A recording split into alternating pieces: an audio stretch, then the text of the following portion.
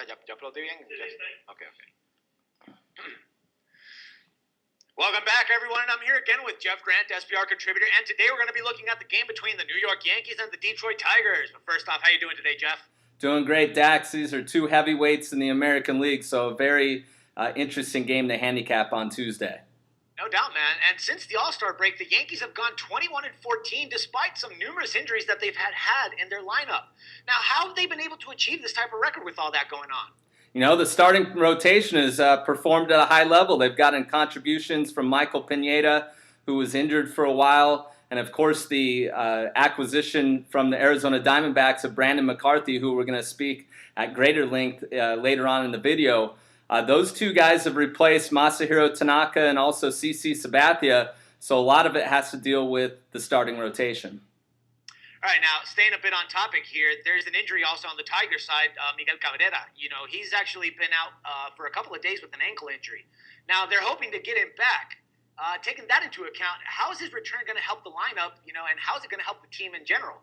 First off, I think it was very smart that first-year manager Brad Ausmus had Cabrera sit out for 2 consecutive days. That's not really the norm for him when he's battling injuries, but Ausmus is just a couple years removed from his playing days, so he understands the importance of a player getting time off and also how important Cabrera is. The 2-time AL MVP must be in the lineup for the Tigers to win the AL Central Division and move on to the postseason. All right, now, the starting pitcher for this matchup is going to be Brandon McCarthy and Rick Porcello. They've both been hurling the ball very well this season. Now, can we expect that to continue? Yes, Dax, I think you can. Both right-handers, like you said, are throwing the ball very well, coming off complete game shutouts. Both of them. McCarthy is really impressed since he's come over from the Arizona Diamondbacks, an ERA of under 2 in his 8 starts. He's also 3-0 with, I believe, a 0.46 ERA in his last 3 against the Tigers, while Porcello is really having a breakthrough year. They've expected a lot from him since drafting him in 2007. So I expect it to be a low-scoring affair, and the bullpens may only have to be in for an inning or 2. So what are you hinting to? Bet on the total in this case? I'm going to go with the under. There's already been some early movement in the betting odds in the early mornings, so I think that is a direction that some early opportunistic bettors are looking at, and I'm going to follow that move. So I'm going to go under the total on Tuesday night at Comerica Park. All right, my man. Thank you very much for your valuable insights, and can't wait to talk to you again tomorrow. Thank you. SportsbookReview.com. This is Dax Floyd. All right. Now we got the Cougars against the Huskies, right? Yes. Ready when you are, dude. Ready to go. Welcome back, everyone, and I'm here again with Jeff Grant, SBR contributor, and today we're going to be looking at the college football game between the BYU Cougars and the Connecticut Huskies. First off, how you doing today, Jeff? Doing great, Dax. Just a couple days away from the opening kickoff of the 2014 college football season. I know you're definitely excited. Oh, everybody's excited, my man. So, Jeff, tell us, with this new head coach, Bob Diasco, on the sidelines, what can we expect from the Huskies in this season opener? I think you're going to have a defensive-minded ball club in the early going, as Diaco was a previous defensive coordinator for the last 4 years at Notre Dame. And we're going to talk about an advantage that he has in this matchup later on in the video that I think is going to serve our bettors well in terms of playing the total. Right, now Bronco Mendenhall stated that he really likes his 2014 team, but the offense was a bit tumultuous in Provo. So taking that into account, do you think that the Cougars will be able to challenge to win the back-to-back road games that they have to opening up their season? Now let me do that one again. Shit. All right, now Bronco Mendenhall stated that he really likes his 2014 team, but the offense was a bit tumultuous in Provo. Now, taking that into account, do you think that the Cougars will be able to challenge Jesus Christ. It's off-season, not offense. Yeah. Because they had some suspensions, so that's kind of what I'm going to talk about. Okay. Tumultuous. So that's what happened in Provo then? Correct. Okay, got it. So now with Bronco Mendenhall, he stated actually that he likes his 2014 team, but the offense was a bit, tumultuous and got some suspensions in Provo. Now,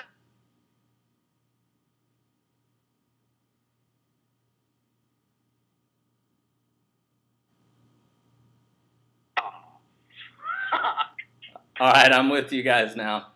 Yeah, shit, man. Sorry about that. I'm going to have to do the whole thing again. I hope you got it out. I didn't hear it, but I bet it was great. I think I did, but I think not. Let's do it again. I bet it was tremendous. When I said it at the end, it sounded that Skype like yeah, lets you know that it's disconnecting and shit. All right. Now, Jeff, Bronco Mendenhall stated that he really likes his 2014 team, but the offense had some missteps in Provo. Now, taking that into account, do you think that the Cougars will be up to the challenge to win back-to-back road games to open up their season? It was a tumultuous offseason. You never want that to happen, especially with a veteran head coach and Bronco Mendenhall, but there's really nothing he could do. There's an honor code at BYU, so the standards are even higher than they normally are across the country, not just academically, but of course, being a Mormon institution, there's no drinking, and some of these players were caught drinking at a party during the summer, and Mendenhall is elected to just do a one-game suspension, which is significant. Could have actually been multiple games, but of course the Cougars want everybody available for the Longhorns the following week in Arlington, so the Huskies have a chance of taking advantage of some key players not being on the field for the Cougars. All right, now we do know that the Cougars have the best dual-threat quarterback in the nation. Now, considering that there are suspensions like running back Jamal Williams, how is that going to hurt their offense?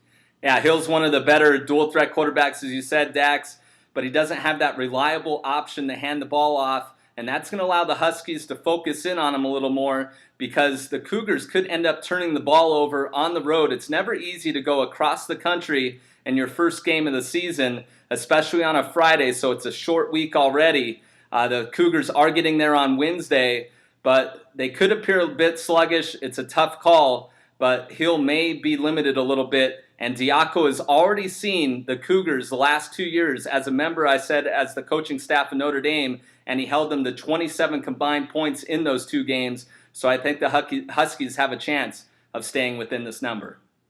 All right, man, so that means that you're looking more at a spread bet on this one? Yeah, I'm going to look at playing the Connecticut Huskies plus the points against the BYU Cougars. The Huskies are one of the better home underdogs in all of college football. I believe they're 19-4 in their last 23 opportunities in that situation. So grab the points here on Friday. All right, good stuff, my man. Thank you once again for your valuable insight. Can't wait to talk to you again tomorrow. Thank you. For SportsbookReview.com, this is Dax Floyd.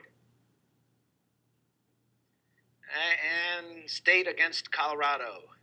Yeah, the Battle of Colorado. Let's finish it out. All right.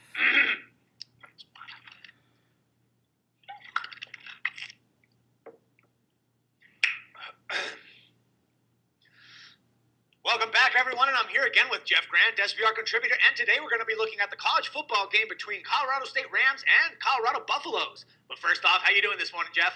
Doing great, Dax. Really excited to cover this game, the Battle of Colorado. They played really consecutively since the mid-'80s, so both these programs know each other well, and it's bragging rights, of course, to the winner. No doubt. Now, a little bit of history here. Now, State is 6-17 against Colorado since 1987. But I think that there's a lot of optimism going around campus, being since that they right now are heading into Jim. Is it Jim or Jum? Jim McElwain. McElwain. Now, a bit of history here. It shows that State is 6-17 against Colorado since 1987. But I think that there's a lot of optimism going around in campus, being since that they're heading into Jim McElwain's 3rd season. So what do you expect for the Rams in their first stages of the season right now? It's McElwain, actually his 2nd season in Colorado State, or did I write the 3rd? I need to redo it. Let's just redo that. Okay, so yeah, you had 3rd on Is it 3rd? Okay, then I'm wrong. Yeah. He's heading into his 2nd season? No, if I wrote 3rd, then that's what it is. Okay, then yeah, I guess. Yeah. No, I mean, it's, I had doubts that it was 2nd, so. All right. Do you want me to reformulate? Or yeah, redo that. Okay, got it. McElwain, that's how you pronounce it, right? Jim McElwain. All right, Jeff, now for a little bit of history here, we show that State is 6-17 against Colorado since 1987. But I think that there's a lot of optimism going around in campus, being that they're actually heading into Jim McElwain's 3rd season now. So what do you expect from the Rams in their first stages of this season, Jeff? I think you expect the Rams to actually build on what they've done the previous 2 years. McElwain, an offensive mind, a brilliant one, was under Nick Saban in Alabama, won a couple national championships, really likes a game manager at quarterback, and he has one of those. The turnover differential was much better from year 1 to year 2, and a big increase in offensive production in terms of points per game from 2012 to 2013. So expect the Rams to be even more potent offensively in 2014. All right, now as for the Buffaloes, they've pretty much been dreadful since becoming a Pac-12 conference member. But do you think that with Sefo Liafu returning under center, they could have a turnaround season? Yeah, he's a big piece of the puzzle. And he really impressed when he came in. He did not start the season under center. He did not play in the game against Colorado State a year ago. So that is significant when you're handicapping last year's matchup in comparison to this one. But as I discussed in previous videos that we've done, Dax, the Pac-12 conference has some of the best quarterbacks in all of the country, and he's definitely one of them. All right, no doubt about that fact. Now, also taking into account that 8 of the last 10 meetings in between these two games, they've all gone under the betting total. Now, should cappers expect that trend to continue? No, I don't think it's going to continue because now you have McElwain in his 3rd year and Colorado's coach is in his 2nd year.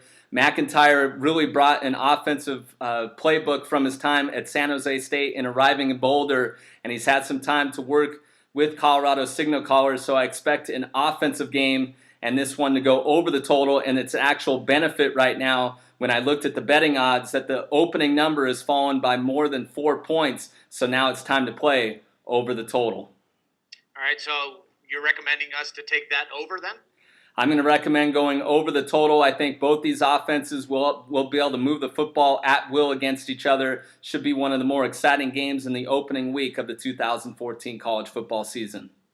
All right, Jeff, thank you once again. Can't wait for football to get here, and can't wait to talk to you again tomorrow. Thank you. And for SportsbookReview.com, this is Dax Floyd. All right, cool. All right, well,